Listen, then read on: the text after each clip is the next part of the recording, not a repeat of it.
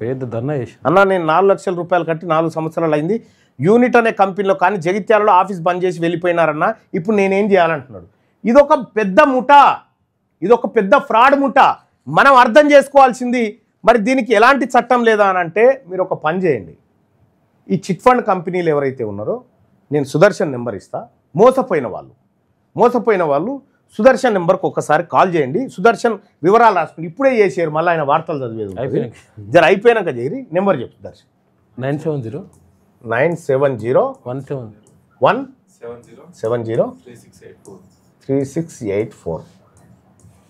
ఈ chit fund బాధితులంతా, చిట్టీల ద్వారా మోసపోయిన బాధితులంతా మా సుదర్శన్కి 9 గంటల తర్వాత కాల్ చేయరు. ఎందుకంటే ఆయన లైవ్ అయిపోయిన తర్వాత మొత్తం నోట్ చేసుకుంటాడు, ఇవాళ అదే పనిలో ఉంటాడు. దాని మీదనే స్పెషల్ డ్రైవ్ సుదర్శన్కి అప్పచెప్తా ఉన్నా. ఓకేనా?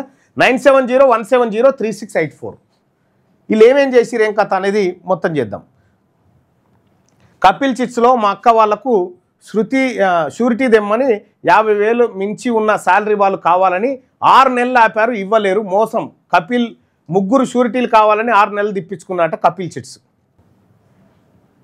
ఆగో అన్న, నా కేసు మీ దగ్గరకు తీసుకొచ్చాను. ఖమ్మం పట్టణంలో రాఘవేంద్ర చిట్ ఫండ్స్ వారికి వెలమ ద్వారా మీరు ఫోన్ చేస్తే వాడు మీ నెంబర్ బ్లాక్ లిస్ట్లో పెట్టాడని.